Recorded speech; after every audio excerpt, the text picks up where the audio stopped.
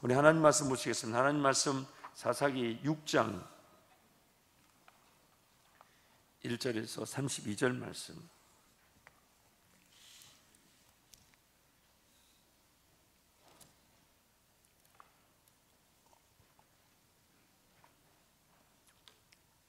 이 사사기 6장 굉장히 중요합니다. 제가 6월 달에 태어났기 때문에 성경의 모든 6장은 다 중요합니다. 좀 개팍하긴 하지만 여러분도 한번 여러분 생일에 맞춰서 말씀을 한번 찾아보세요. 그럼 오늘 또 6장 12절도 이 기도원 사사를 세우는 핵심 구절입니다. 제 생일에 맞는 구절이 모든 성경이 다 좋아요. 얼마나 좋은지 몰라요. 특히 그러니까 여러분 6장 굉장히 중요합니다. 6월 달에 아무나 태어나는 게 아니에요. 6장 1절부터 32절 제가 한 절 여러분이 한 절 교독합니다. 이스라엘 자손이 또 여호와의 목전에 악을 행하였으므로 여호와께서 7년 동안 그들을 미디안의 손에 넘겨주시니 미디안의 손이 이스라엘을 이긴지라. 이스라엘 자손이 미디안으로 말미암아 산에서 웅덩이와 굴과 산성을 자기들을 위하여 만들었으며 이스라엘 파종한 때면 미디안과 아말렉과 동방 사람들이 치러 올라와서 진을 치고 가사에 이르도록 토지 소산을 멸하여 이스라엘 가운데에 먹을 것을 남겨두지 아니하며 양이나 소나 나귀도 남기지 아니하니 이는 그들이 그들의 짐승과 장막을 가지고 올라와 메뚜기 떼같이 많이 들어오니 그 사람과 낙타가 무수함이라. 그들이 그 땅에 들어와 멸하려 하니 이스라엘이 미디안으로 말미암아 궁핍함이 심한지라.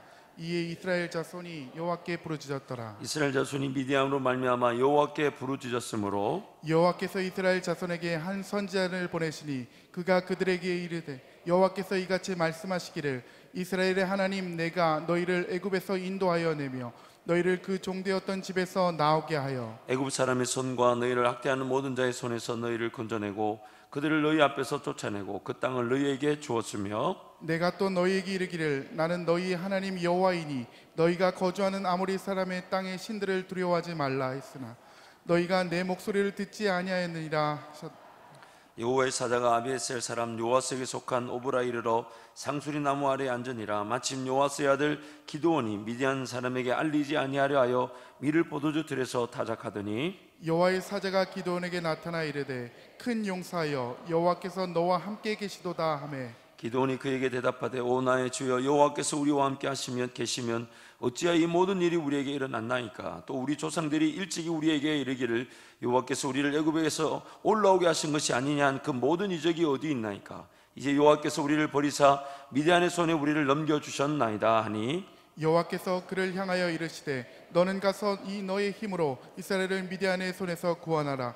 내가 너를 보낸 것이 아니냐 하시니라. 그러나 기드온이 그에게 대답하되 오 주여 내가 무엇으로 이스라엘을 구원하리이까. 보소서 나의 집은 므낫세 중에 극히 약하고 나는 내 아버지 집에서 가장 작은 자니이다 하니 여호와께서 그에게 이르시되 내가 반드시 너와 함께 하리니 내가 미디안 길을 한 사람 치듯 하리라 하시니라. 기드온이 그에게 대답하되 만일 내가 주께 은혜를 얻어 싸우면 너와 말씀하신 이가 주 되시는 표징을 내게 보이소서. 내가 예물을 가지고 다시 주께로 와서 그것을 주 앞에 드리기까지 이곳을 떠나지 마시기를 원하다이나 하니 그가 이르되 내가 너 돌아올 때까지 머무르리라 하니라. 기드온이 가서 염소 새끼 하나를 준비하고 가루 한 에바로 무교병을 만들고 고기를 속구리에 담고 국을 양푼에 담아 상수리 나무 아래 그에게로 가져다가 드리매 하나님의 사자가 그에게 이르되 고기와 무교병을 가져다가 이 바위에 놓고 국을 부으라 하니 기드온이 그대로 하니라. 여호와의 사자가 손에 잡은 지팡이 끝을 내밀어 고기와 무교병에 대니 불이 바위에서 나와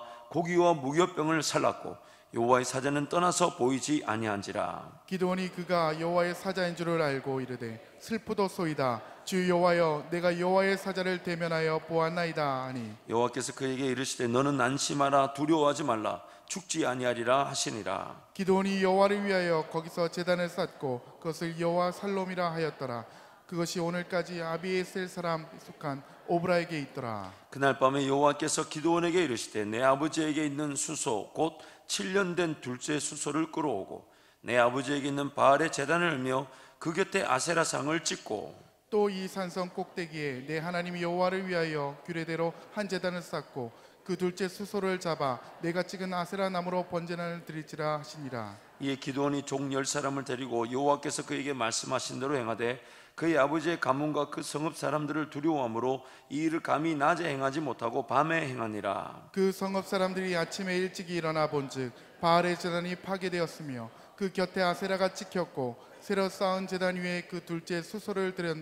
서로 물어 이르되 이것이 누구의 소유인가 하고 그들이 캐어 물은 후에 이르되 여호와스의 아들 기드온이 이를 행하였다 하고 성읍 사람들이 요아스에게 이르되 내 아들들을 끌어내라. 그는 당연히 죽을지니 이는 바알의 제단을 파괴하고 그 곁에 아세라를 찍었음이라 하니. 32절 같이 갑니다.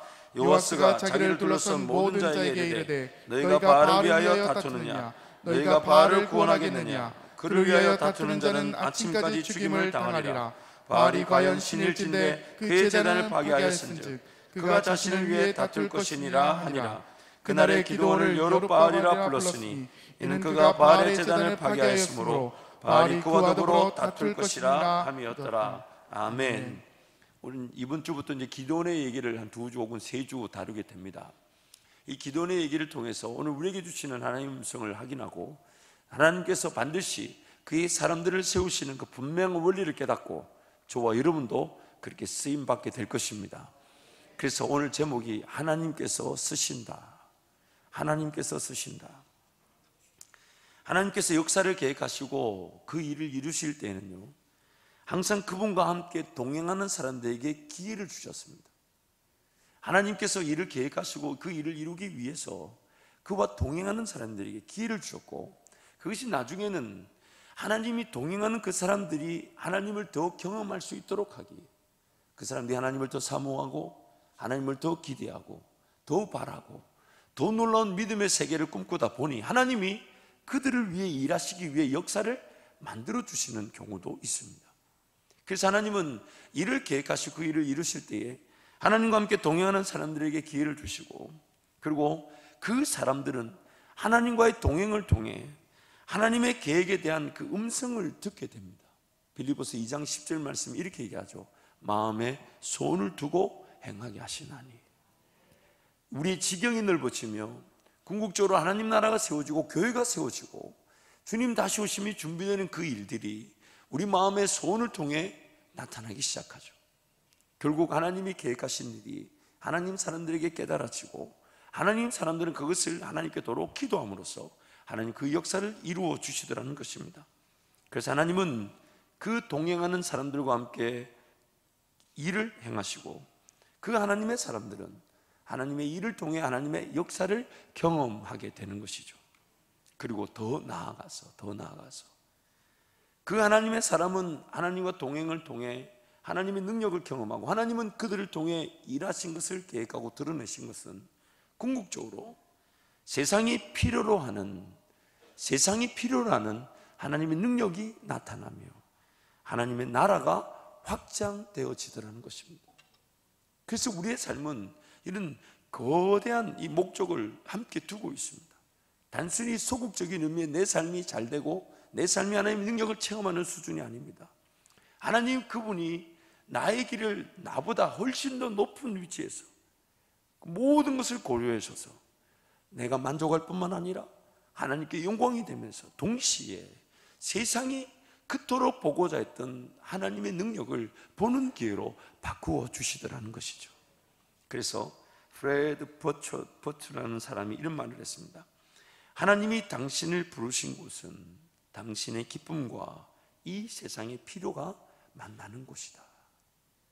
하나님이 당신을 부르셨다, 사용하신다, 함께 하신다, 일을 나타내신다는 것은 궁극적으로 내가 기뻐할 하나님의 은혜를 맛보는 자리가 되면서 세상의 필요가 채워지고 해결되는 곳이 되는 것입니다.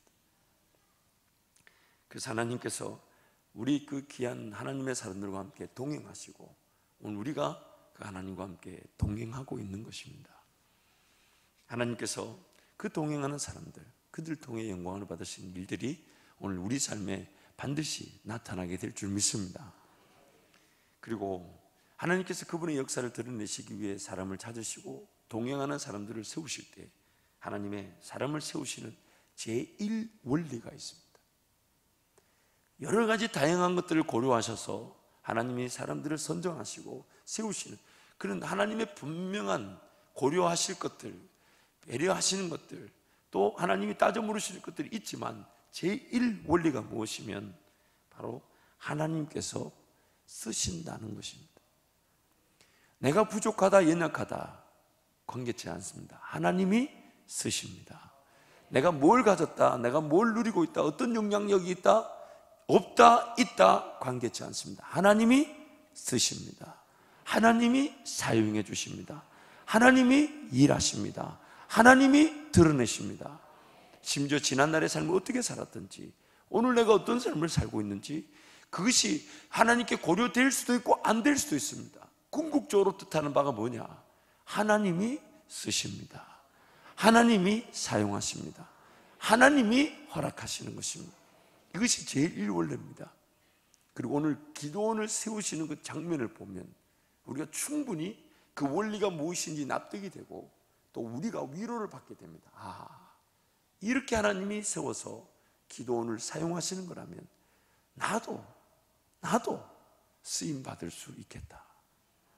그것이 바로 성경이 우리에게 도전하고 또 위로하는 격려의 메시지가 되는 것입니다. 하나님께서 정하시고 하나님이 정하신 자들을 세우시고 세우신 자들이 감당되어지게 하시고 세운 자들이 감당하면서 그 일이 감당이 되는 것으로 하나님께 영광이 되게 하면서 하나님이 영화롭게 되시는 것이죠. 그래서 로마서 8장 29절 30절 말씀 같이 갑니다. 하나님이 미리 아신 자들을 또한 그 아들의 형상을 본받게 하기 위하여 미리 정하셨으니 이는 그로 많은 형제 중에서 맏아들이 되게 하려 하심이니라.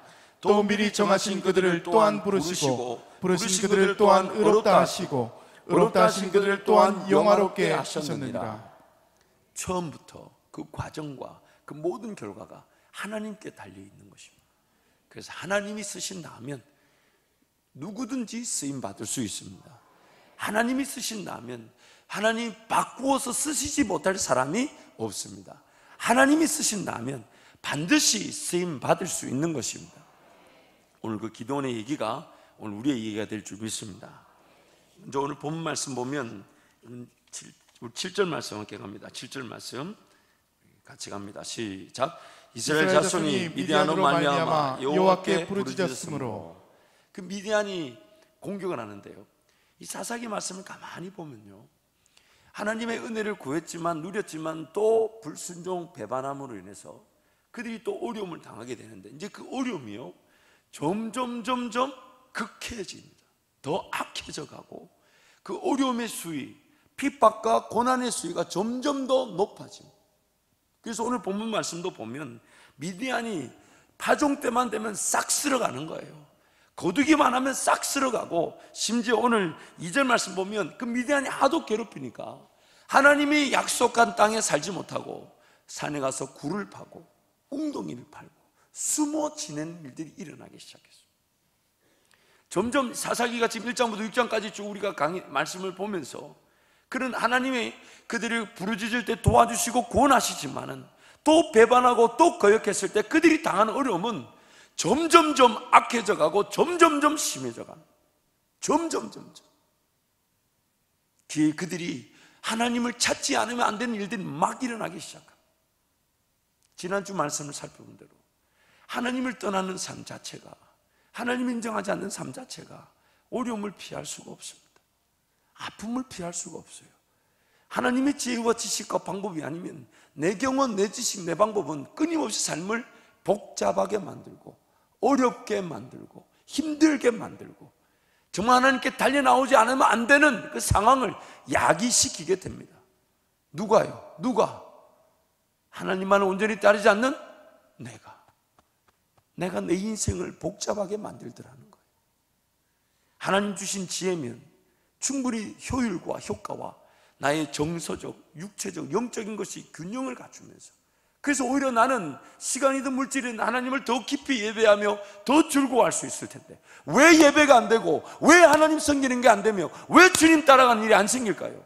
내 방법, 내 지식, 내 경험이 내 삶을 붙들고 살아가다 보니 내가 하나님을 예배하는 것이 소홀해지게 되고 하나님 따라가는 것이 지금 더 급한 일이 있다며 하나님 따라가는 것보다 더 급한 일을 따라가게 되더라는 겁니다.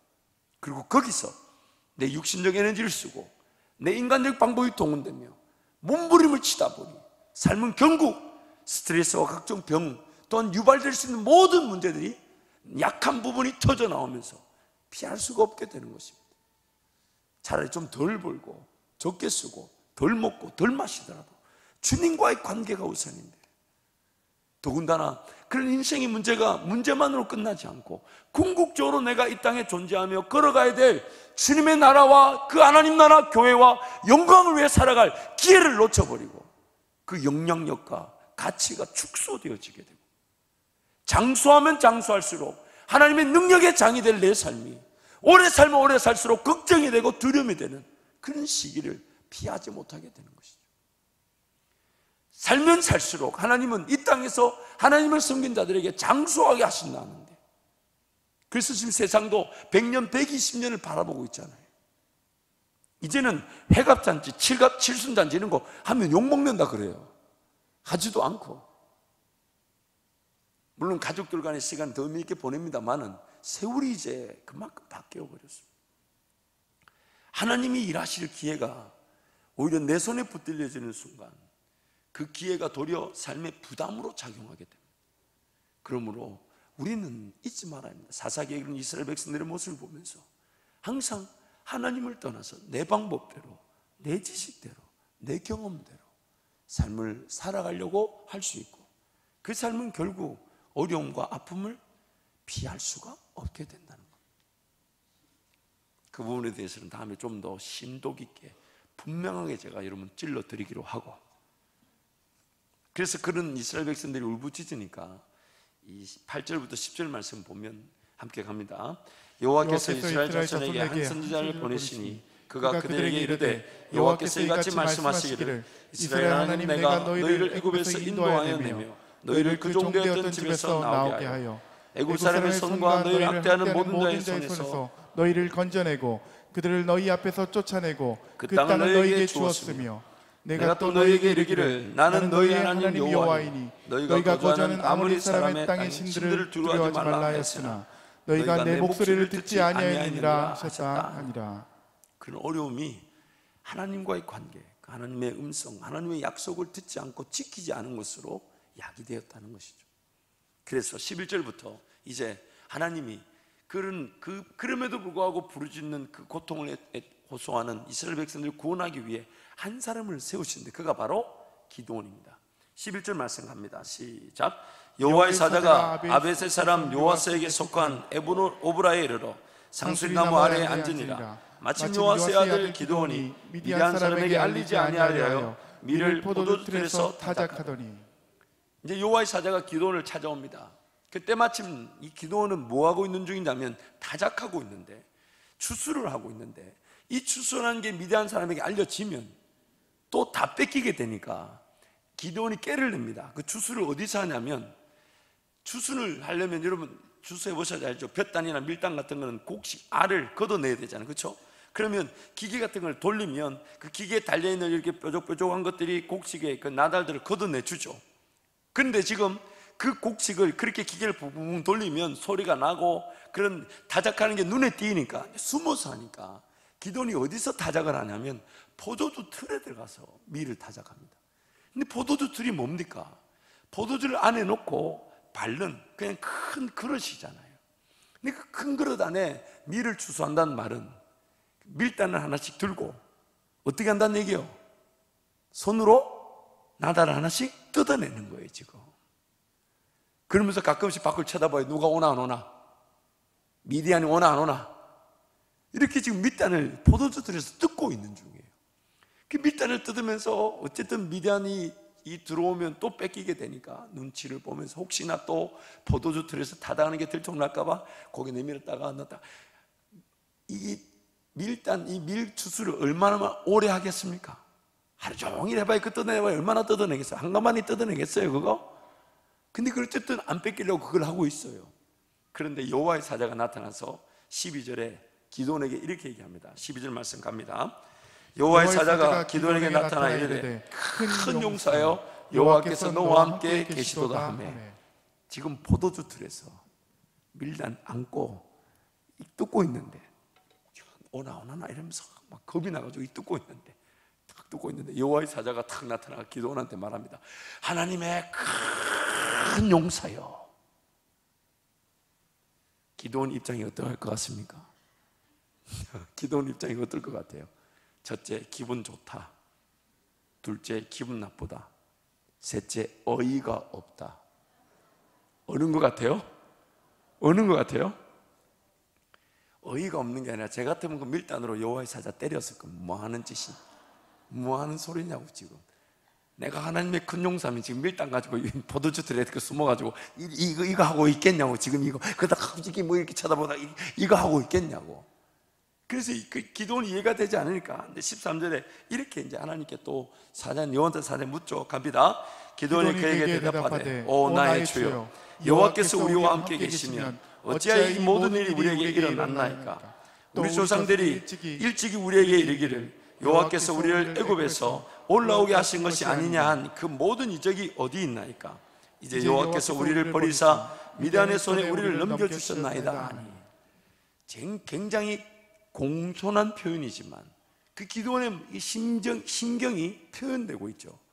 과연 내가 하나님의 큰 용사라면, 정말 하나님이 살아계신다면 왜 우리가 이런 미디안에게 핍박을 고난을 당하고 굴 속에 숨고 산에 숨고 웅둥이에 숨어야 되고, 나는 지금 포도주 틀 안에서 나를 큰 용사라 부르는데 나는 그럼 내가 큰 용사면 이게 밀단을 이렇게 뜯고 있어가 되냐 이 말이에요. 도대체 하나님이 애굽에서 우리를 건지셨다는데 그 능력은 어디 있고 하나님은 도대체 어디 계십니까? 기도원의 질문 사실 틀린 말은 아니죠. 근데 기도원이 그렇게 반문합니다. 그러자 14절에 여호와의 사자가 그에게 얘기합니다. 갑니다. 여호와께서 그를 향하여 이르시되 너는 가서 이 너의 힘으로 이스라엘을 미디안의 손에서 구원하라. 내가 너를 보낸 것이 아니냐 하시니라. 이 너의 힘, 이 기도원이 지금 자기가 힘이 있어요 없어요? 힘이 있어요 없어요? 성경을 자세히 보면 하고 싶은 얘기가 있어요. 그게 뭐냐면 그래 안다. 너가 지금 안 된다고 하는 그 상황 그대로, 그 상태 그대로 나만 믿고 따라오너라. 지금 하나님이 역설적으로 지금 표현하고 계십니다. 너 지금 안 된다. 애굽을 출애굽시켰던 그 능력 어디 있냐고 묻고 있고, 너 지금 능력으로 안 돼서 밀단을 가지고 포도주 틀에 숨어가지고 뜯고 있는 거, 그래 너 그 상태 그대로, 너 상태 그대로 나를 따라오너라. 하나님이 지금 기도원을 부르신, 기도원을 쓰시고자 하시는 유일한 기준에 대해 얘기하십니다. 기도원은 안 된다 하고 능력이 없다 하고 방법이 없다 하고 숨어서 하나님께 대한 기대조차 없는 그 사람에게 하나님 나타나서 하신 말씀이 나 한 사람이면, 하나님이면 충분하니 너는 있는 모습 그대로 나를 따라오너라. 그러자 이 기도원이 15절에 이렇게 얘기합니다. 함께 갑니다. 그러나 기도원이 그에게 대답하되 오 주여 내가 무엇으로 이스라엘을 구원하리까. 보소서 나의 집은 므낫세 중에 극히 약하고 나는 내 아버지 집에서 가장 작은 자니이다 하니. 어쨌든 자신이 없는 거예요. 지파를 따져도 약한 지파. 왜냐하면 므낫세 지파 같은 경우는요, 가나안 땅을 차지할 때 동편과 서편으로 반반 나뉘었고, 또 그러다 보니까 땅을 차지하는, 그리고 그 능력이랑 인구수도 각자 나뉘다 보니 다른 지파에 비해서 훨씬 더 작아졌습니다. 그런 상태에 있고, 또 그 므낫세 지파 중에서도 자기 아버지 집은 훨씬 더 작은 집. 자기가 굳이 자기를 낮추려는 것이 아니라 현실적으로 자기가 약하다는 걸 고백하고 있는 거예요. 그래서 16절 말씀 하나님 이렇게 얘기하십니다. 여호와께서 그에게 이르시되 내가 반드시 너와 함께 하리니 네가 미디안 사람 치기를 한 사람을 치듯 하리라 하십니다. 한 사람을 치듯 하리라. 그 하나님이 어떻게든 기도원을 설득하고 계신 거예요. 수가 많고 작음을 두려워하지 말라는 거예요. 네가 그 사람을 치려고 할 때 한 사람 치듯 치게 하실 것이니까 너는 하나님만을 바라보라는 것이죠. 하나님만을 의지하라는 거예요. 그래서 그렇게 얘기하니까 17절에 기도원이 이렇게 얘기합니다. 갑니다. 기도원이 그에게 대답하되 만일 내가 주께 은혜를 얻었사오며 나와 말씀하시니가 주 되시는 표징을 내게 보이소서. 이 모든 이 과정을 여러분 자세히 들여다보십시오. 기도원은 전혀 하나님께 대한 기대가 없이 포도주 틀에서 밀단을 추수하고 있었습니다. 하나님을 찾았다는 기록도 나오지 않아요. 근데 하나님이 일방적으로 기드온에게 찾아가셨고, 기드온이 자기 능력이 없고 따라갈 능력도 없고 심지어 하나님을 믿을 만한 능력도 없는데, 그런 그를 하나님 기어이 그 자리에 어떻게 세우셨는가? 하나님께 대한 기대도 없고 능력도 몰라요. 그리고 자기 자신의 능력도 한계도 이미 그게 달했고 도저히 어떻게 해야 될지 삶조차도 어려운데, 그런 기드온을 하나님이 기어이 찾아가시고 부르시고 세우시는데, 그 세우시는 과정을 우리에게 소개하는 겁니다. 기드온이 한 사람을 치듯 한다 하니까 안 믿어지지만, 그렇다면 하나님 나한테 한번 내가 믿을 수 있도록 한번 표징을, 사인을, 징조를 뭔가 보여주십시오. 그렇게 딱 제안을 하고, 그러면서 이제 오히려 기드온이 그렇게 이제 여호와의 사자에게 얘기합니다. 내가 가서 예물을 준비해서 올 테니까, 예물을 준비해서 올 테니까 잠깐 기다리시라고. 만약 당신이 하나님의 사자라면 내가 제사를 드리지 않으면 죽임을 당할 수 있으니, 왜냐하면 하나님과 관계가 해결되지 않은 채 여호와의 사자를 만난다는 것은 바로 그 심판을 뜻하는 것이니까. 그래서 기다리려 놓고 가서 무교병과 고기와 국을 만들어 옵니다.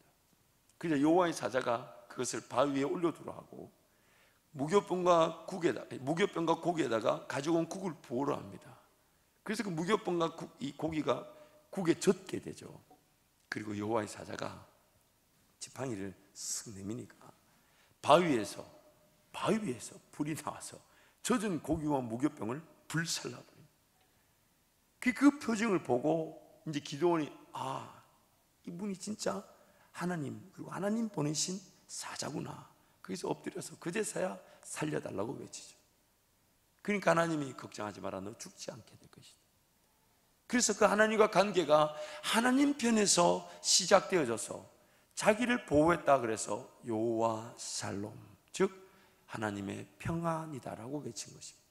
그 살롬이라는 단어가 오늘 여기서 등장하는 거예요. 그러면서 이제 표징을 보여준 이 기드온에게 하나님 말씀하십니다. 너 가서 너희 아비 집에 있는 그 우상들을 찍어라.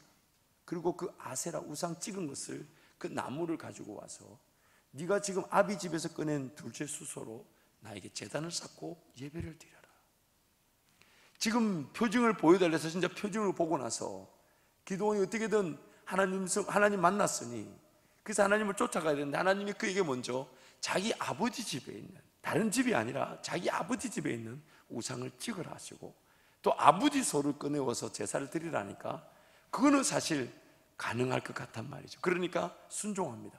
근데 낮에 행하면, 성경이 뭐랍니까? 낮에 행하면 다른 사람들이 자기를 해할까 봐 두려워서 언제 한다고요? 언제 한다고요? 밤에. 이게 굉장히 중요합니다. 우리 같지 않나요? 우리 같지 않나요? 뭘 순종하라 그러면 어쨌든 핑계를 대고 이리저리 핑계를 대다 도저히 순종하지 않으면 안 될 것 같을 때에 마지못해 순종하면서 그래도 그 순종의 기회를 엿봐서, 그래서 막 작정했던 것도 막 나누어서 내고, 그래서 보니까 이런 분들이 좀 있는 것 같아요. 그런 부담으로 마음의 감동 작정했다가 안 되니까 나중엔 자기 방식대로 작정한 걸 갚아나가고, 어떻게든 순종한다 했지만은 그 순종의 그런 자발성이나 자원성이 떨어지면 인간적 깨가 막 충천하게 되고, 그래서 하나님 날 만나주신 그 능력과 권세, 기적 같은 일을 기억하면 지금 담대히 순종하면 나아가도 시원찮을 판에, 담대히 순종하기는커녕 어떻게든 거기에 깨를 부리고, 그 두려우니까 낮에 안 가고 언제 간다고요? 밤에. 그 성경은 왜 이런 걸 기록해 놨을까? 여러분 그거 아십니까? 나중에 우리가 하나님 앞에 서면 우리 삶의 기록이 이렇게 다 드러나게 됩니다. 낱낱이 고한다 했으니, 여러분 그 치사판사는 그 치사하게 순종하게 된 것들이 어쩌면 낱낱이, 그러면 얼마나 좀 쑥스럽지 않을까요? 아유, 하나님 그때 왜 그랬겠습니까? 제가 이러지 않겠어요? 아유, 그때 하나님 참 지금 생각해보니까 참 우습네, 이러면서 하나님 앞에 서게 될지도 몰라요. 어쨌든 그 기드온이 낮에 행하지 못하고 밤에 그렇게 합니다. 그 다음날 사람들이 난리가 났죠. 누가 이거를 우상들을 파하고 난리가 나고, 보니까 요아스의 아들 기드온이었다. 그 기드온을 부르니까 그 기드온이 하나님 또 지혜를 줘서 만약 바알이 진짜 하나님이라면 그 바알이 직접 나를 심판해야 될 거 아니냐. 바알이 진짜 하나님이라면 자기 우상을, 자기 신을 내가 무너뜨렸으니 당신네들이 아니라 바알이 나를 쳐야 되지 않겠냐. 이제 그런 바울과 다툴 수 있는 자리, 여룻바알이라는 이름을 얻는 그 자리까지 이 기드온이 세워지게 됩니다. 그러면서 점점점 이제 자기가 이해할 수 없고 순종할 수 없는 길에서 기어이 이해될 수 있고 믿고 따라갈 수 있고 순종할 수 있는 방법으로 하나님 기드온을 기어이 이끌어 가셔서 우리가 잘 아는 대로 그런 구름대처럼 몰려온 그런 미디안의 군사를 고작 300명으로 그 전쟁에서 승리를 맛보게 되죠.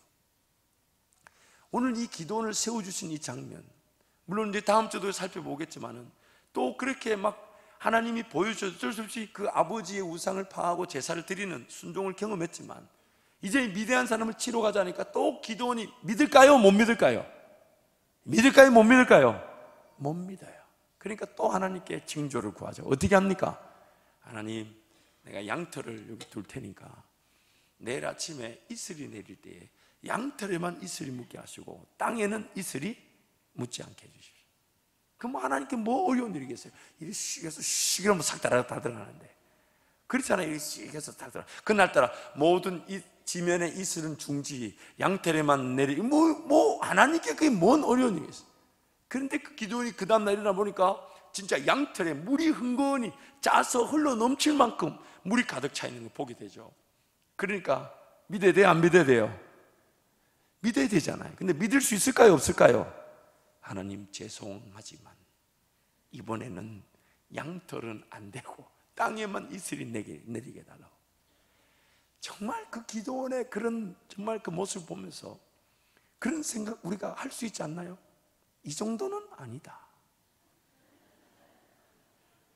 청년들은 웃으면 안 되지. 물론 이제 농담입니다. 또 가가지고 어디가 보다가 또 목사가 기도원보다 지가 낫다 하더라 뭐 이런 말 이상하게 또 해가지고 오늘 이 말씀 보십시오. 하나님이 우리에게 주시고자 하는 음성이 뭡니까? 하나님이 믿지 못하는 자, 관심도 없는 자, 자기 실력을, 자기 생각을 그런 미디안에 상대할 생각조차 없는 자를 기어 하나님이 부르시고 세우시고 믿지 못하는 자를 믿게 하시고 따라가지 못하는 자를 따라가게 하시고 순종하지 못한 자를 순종할 수 있도록 그럼 만져주시는 철저하게 기도원의 형편에서 기도원의 생각에 맞추고 기도원의 방식대로 기도원이 원하는 대로 그래서 기어이 하나님을 따라가지 않으면 안 되는 자리에 기도원이 설 수 있도록 하나님 그를 붙들어 주시고 세우시더라는 겁니다. 이것이 바로 우리가 하나님 앞에 쓰임받는 제1원리입니다. 유일한 원리라 해도 과언이 아닙니다. 하나님께서 나를 그저 부르시면 그것이면 충분한 것이에요. 그것이면 충분한 것이에요. 마태복음 21장 1절에서 5절 말씀 가보면 함께 갑니다. 그들이 예루살렘에 가까이 가서 감람산 벳박에 이르렀을 때 예수께서 두 제자를 보내시며 이르시되 너희는 맞은편 마을로 가라. 그리하면 곧 매인 나귀와 나귀 새끼가 함께 있는 것을 보리니 풀어 내게로 끌고 오라. 만일 누가 무슨 말을 하거든 주가 쓰시겠다 하라. 그리하면 즉시 보내리라 하시니 이는 선지자를 통하여 하신 말씀을 이루려 하심이라. 일렀을 때 시온 딸에게 이르기를 내 왕이 내게 임하나니 그는 겸손하여 나귀 곧 멍에 매는 짐승의 새끼를 탓도다 하라 하였느니라. 하나님 말씀에 따라 예루살렘 올라갈 때에 나귀를 타야 되는 구약의 말씀에 따라 예수님도 그 말씀에 순종해서 어느 곳에 가면 나귀가 있다. 예수님 미리 가보셨을까요? 아니면 기도하는 중에 아셨을까요? 하나님이 가르쳐 주신 거죠. 그래서 그게 사람을 보낼 때 제자들이 얘기합니다. 풀어올 때에 행여나 누가 심지어 주인이라도 묻거들랑 왜 풀어가냐? 어디 데리고 가냐? 그건 내 건데 왜 만지냐? 하거들랑 뭐라고 얘기하라고요? 주가 쓰시겠다. 주가 쓰시겠다. 주인까지도 그 나귀를 보내주었습니다. 이 땅에 우리를 쓰시는 하나님의 원리는 이것입니다. 내가 지금 하나님 그분이 나를 쓰시겠다 하시면 그것이면 충분한 줄 알아서 내 삶을 지금 하나님께 내어드리고 있는가? 나의 오늘 깨어있음과 기도와 예배와 하나님을 섬기는 것은 무엇이든 주님이 나를 통해 일한다 하시고 영광을 나타내신다 하시면서 내 너를 쓰마, 내 너를 쓰마. 그러면 우리도 그 음성이면 충분한 줄 알아. 주님께 내 삶을 내어드리며 따라가고자 하는가. 이것이 바로 이 땅에 남겨져 있는 저와 여러분의 삶의 유일한 목표이자 하나님의 관심사입니다. 자꾸만 우리는 내 형편을 좀 더 좋은 위치에 가면 좀 더 주님을 더 잘 섬기겠지 하며 거기에 너무 집중하는 경향이 있습니다. 오늘이라는 삶이 주님 허락하신 것이기 때문에 쉽게 내려두거나 포기하거나 저버려서는 안 됩니다.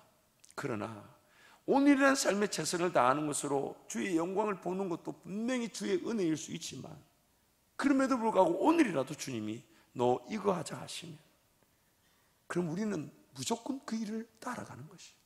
왜냐하면 주님이 하시겠다는 그 일에서만 기적과 능력이 나타나기 때문입니다. 그래서 하나님이 우리를 동행하시면서 항상 하나님을 더 크게 바라보길 원하시고 하나님을 더 기대하기를 원하십니다. 그저 주어진 삶이 전부인 양 거기에 최선을 다하는 것, 그것도 중요하지만 그 최선을 다하면서 항상 깨어있는 은혜, 하나님 이것이 최선을 다하는 것도 주님 나에게 허락하신 것이기 때문에 최선을 다하지만, 그러나 지금 최선을 다하는 나의 최선으로 허락하신 이 현재의 사업이나 직장이 감당되어지지 않을 뿐만 아니라 내 지경이 넓어질 은혜, 내 삶에 하나님의 궁극적인 능력과 권세가 나타날, 그래서 죽었던 영혼들을 살려내시며 하나님 나라가 확장이 되고 교회가 세워지는 그 은혜는 주님이 나에게 말씀하시는, 주님께 전적으로 달려있는, 주가 쓰시겠다 할 때 순종하는 일에서부터 시작이 되니 하나님 제 삶이 그 은혜의 길을 놓치지 않게 해 주옵소서. 놓치지 않게 해 주옵소서.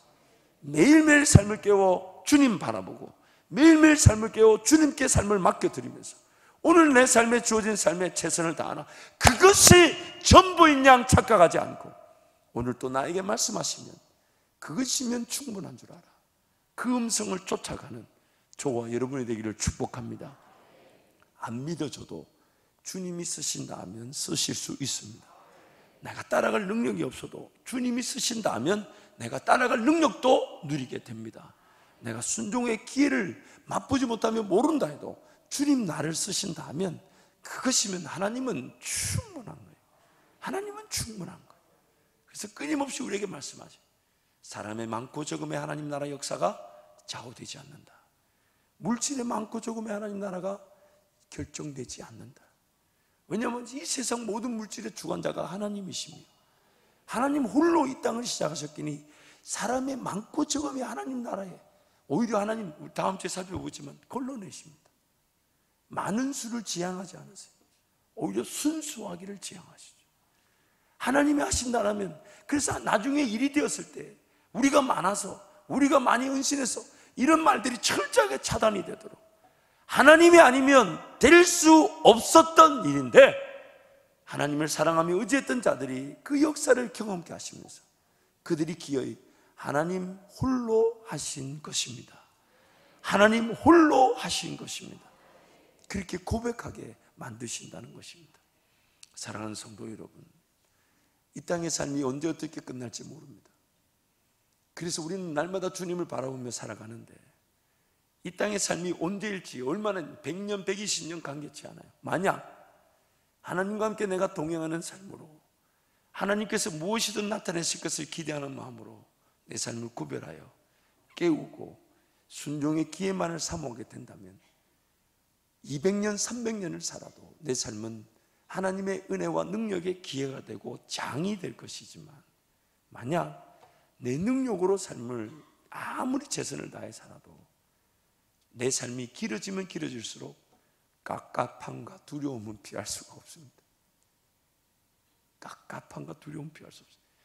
우리 교회가 젊은이들에게 좀 더 기회를 주기 위해 우리 원로 목사님 65세라는 이런 분명한 기준을 정한 건 너무 귀한 일이지만, 65세가 되어서 은퇴란 말은 젊은이들에게 기회를 주고 이제 나는 65세상 되신 우리 성도들 모든 직분자들은 주님과 함께 더 깊은 사역과 헌신의 길, 지난날 하나님의 그 은혜를 맛본 것으로 더 기도하며 더 놀라운 일을 사모하는 것으로 새롭게 출발하는 것이지 끝이 아니에요. 끝이 아니에요. 그래서 교회는 최선을 다해서 그 은퇴하신 분들이 더 놀라운 깊고 강렬한 주님과의 만남과 주의 역사를 볼 수 있도록 기회를 만들고자 하고, 또한 참여하실 수 있는 사역을 고민하겠지만, 또한 여러분 역시도 내 삶이 언제 끝날지 모르나 주님 나를 부르시는 그날까지 하나님 나라의 영광을 위하여 이 땅에 단 하루를 살아도 살게 되는 것이니까, 하나님 저에게 그런 기회를 주십시오.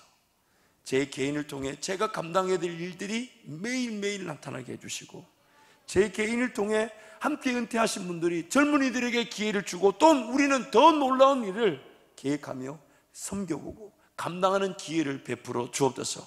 이것이 같이 가야 되는 거예요. 같이 가야 돼요. 목사한테 덩그러니 맡겨놓으면요, 저는 저대로 고민하며 제안하지만 그것이 여러분한테 그렇게 마음에 안 들 수도 있어요.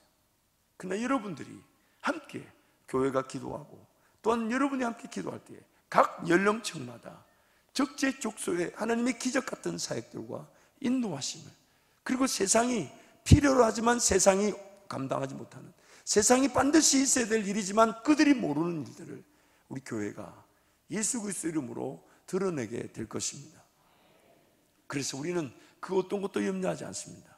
한 가지면 충분합니다.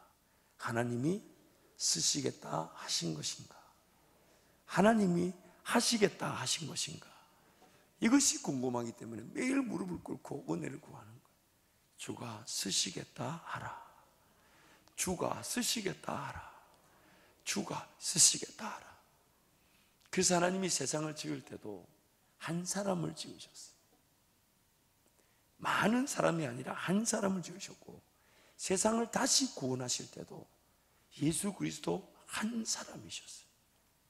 그리고 이 땅에서 하나님 나라 그 영광이 나타날 그 기회도 다른 누군가 아닌 나 한 사람이면 충분한 것. 나 한 사람이면 충분한 것. 그래서 하나님 은혜를 구하고 하나님을 바라보게 되면, 만약 나 한 사람이면 충분하면 하나님 나 한 사람 통해 일하실 것이고, 만약 하나님이 사람이 필요하면 나 한 사람의 깨우침으로 시작된 그 일에 많은 동력자들이 붙게 될 것입니다. 그리고 하나님 반드시 그 일을 통해 오직 하나님만이 하셨다는 것, 오직 하나님만이 하셨다는 그 은혜를 우리 가운데 나타내실 것입니다. 여러분 개인의 삶에도, 여러분 직장에서도, 여러분 일터에서도, 우리 함께 모인 우리 한밭 예교라는 이 은혜의 공동체, 이 예수 그리스도의 교회 가운데서도 그것이면 충분합니다. 그래서 여러분 주님께 늘 기도하며 은혜를 구하십시오. 하나님, 주님이 나에게 말씀하시면 그 일이면 충분합니다.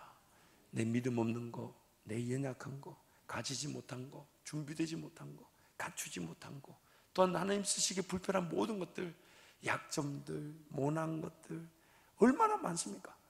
그렇지 않아요? 장점만 가지고 계십니까? 이게 뭔가 소통이 돼야 되잖아요. 그래서 설교를 빨리 마치죠. 저는 아무리 제 삶을 뒤돌아봐도 정말 하나님 은혜를 빼놓으면 제 삶에 남을 거라고는 하나도 없어요. 온전히 진짜 하나님 은혜가 아니면 저는 제 약점과 저의 실수와 제 가운데 망하고 말았고, 이만큼까지 삶도 오지도 못했을 겁니다. 생명도 이만큼까지 누리지 못했을 겁니다. 근데 하나님이 그 수많은 약점들, 수많은 실수들이들, 수많은 제약들, 그걸 다 용서해 주시고 정리해 주시고, 지금 하나님과 함께 동행하며 걸어갈 수 있는, 제가 할 수 있는 걸로, 제가 감당할 수 있는 걸로, 제가 하나님을 기뻐할 수 있는 걸로, 제가 하나님을 즐거워할 수 있는 걸로 기어이 하나님만 바라보는 것인데, 하나님은 그 장점이 더 장점되게 하시고, 약점이 튀어나올 때마다 동력자들을 하께서 그들 통해 약점이 보완되게 하시고, 그런 그 개팍하고 그런 이상한 것들이 막 뛰쳐나올 때마다 그것이 우리 하나님 앞에 은혜를 구하는 겸손의 장치로 사용해 주시니, 이래나 저래나 하나님이 저를 사용해 주신다는 그것이 얼마나 귀한지 모릅니다. 제가 일전에 어느 얘기를 했었는데, 장로님하고 통화 중에 장로님이 그러시는 거예요. 목사님과의 통화 내용이 다 녹음이 되어 있다는 거예요. 그 말 들으니까 굉장히 두렵고 기분이 나쁘더라고요. 아니, 통화 내용을 그냥 잊어버리지. 그걸 뭘 꼬투리를 잡으려고 여기 앉아 계십니다. 그래서 제가 들려달라고 그래서 들어보니까 첫 번째는 뭐 별 내용이 아닌데 두 번째는 제 목소리가 굉장히 건방지다는 걸 알았어요. 이게 저는 말하니까 모르잖아요. 근데 녹음이 된 걸 그 장로님과의 대화 내용을 제가 들어볼 때 제 목소리가 굉장히 내가 지금 굉장히 건방지구나.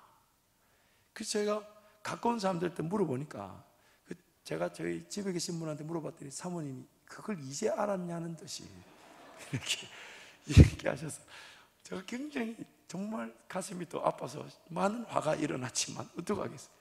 근데 제가 알았어요. 이게 제 목소리 톤이, 제 말이 이 경상도 사투리인데다가 또 짧아요. 저희 그쪽 지방의 특색이 그래요. 어른들한테 얘기할 때 저도 모르게 짧게 얘기해요. 그러니까 저희 사모님 저한테 그걸 얼마나 집중해서 지적하시는지 몰라요. 근데 저도 이제 그러려니 했는데 제가 제 목소리를 들어보니까 이게 건방진데다가 말이 짧고, 더군다나 저는 그때 그렇게 기분이 나쁜 상태가 아니었는데 그 목소리를 들어보니까 굉장히 기분 나쁜 상태에서 이야기하는 것처럼 들리더라고요. 그래서 이걸 혼자 연습을 해봤어요. 녹음기를 켜놓고 혼자서 대화 내용을 유추해가지고 다시 녹음을 해보니까, 다시 들어보니까 이게 어려워요. 이게 쉽지가 않아요. 정말 저는 전혀 그런 의도가 아닌데 건방지고 짧고 굉장히 기분 나쁜 톤. 그러니까 듣는 사람이 그냥 관계가 있으니까 들어주는 거지. 이 만약에 전도 현장에 가서 이러면 어떻게 되겠어요? 그러니까 그 강간준 목사님 저보고는 복만 잡으라 그러시더라고. 나가 전도하지 말고 목사님은 복만 잡으라는데 그 말도 막 상처가 되는 거야. 저분이 나를 아시는가 보다. 내 말이 건방지고 불손하니까 복만 잡으라는가 보다. 그래 가지고 아무 소리 안 하고 복만 잡았습니다. 그래서 기도하는데 주님이 자꾸 그러시는 거예요. 그래, 너 바꾸려는 태도는 가상하다마는 그거 바꾸려는 시간 1시간에 차라리 말씀 읽는 게 낫지 않겠냐. 지금까지 네 그 말투로 살아왔는데 이제 와서 뭐 새삼 그걸 이제 알았다고 바꾸려고 하지 말고 그냥 죄송하다 하고 말씀 묵상하고 기도하면 안 되겠냐, 그렇게 얘기하시는데 그것도 싫더라고. 좀 바뀌면 좋겠고 좀 이렇게 좀 정중하게 제 원래 그 본성, 그 따뜻한 마음이 드러날 수 있는. 아니 왜 웃으세요? 아니 웃으시는 게 이해가 안 되네. 그랬으면 좋겠는데. 근데 한편으로는 주님, 제 이 불편하고 불손하고 공손치 못하고 건방지고 짧고 이렇게 무례한데도 주님 이만큼까지 걸어주셨으니 제가 더 주님 바라보겠습니다. 그리고 하나님, 제가 말이 안 바뀌거나 지금까지 해오셨던 대로 듣는 모든 분들의 귀를 만져주셔서 그 불손한 말이 공손하게 들려지게 하시고 제 모든 짧은 말이 그들에게는 친근함으로 바뀌게 하시며 저의 그런 연약함이 그분들에게는 우리 목사도 이렇게 연약하니 내가 더 최선을 다해야 되지 않겠냐라는 그런 기회가 되게 해 주십시오. 아멘을 별로 안 하시네. 제 진실된 고백입니다. 물론 그러면서도 좀 더 제 말을, 제 자신을 좀 더 지켜보고, 그래서 여러분 제가 되도록이면 이 원고를 준비해 오는 이유가 뭐냐면요, 원고를 준비하지 않으면 그 불편한 게 그대로 다 나가니까 담은 그래도 했습니다라고 읽어줘야 그래도 좀 덜 불편할 것 같아서 제가 원고를 최선을 다해서 준비합니다. 말씀을 정리하겠습니다. 우리 연약함과 부족함을 따져 묻자면 우리는 쓰임받을 수 있는 사람은 단 한 사람도 없습니다. 우리 연약함과 부족함, 약점을 이유로, 그리고 내가 지금 현재의 상황, 어려운 거, 아픈 거, 모자란 거, 채워지지 못한 거, 이런 것들을 핑계대면 인생길 과연 누가 하나님 앞에 쓰임받을 수 있겠습니까? 그러나 하나님은 그 모든 우리 상황을 아시기 때문에 그저 하나님이 쓰시겠다, 주가 쓰시겠다, 내가 쓴다, 하나님이 쓰신다, 이 하나면 충분하다는 것입니다. 그리고 이 시간에 이렇게 달려나와 은혜를 구하면서 하나님을 사모하는 우리를 하나님 왜 써주시지 않겠습니까?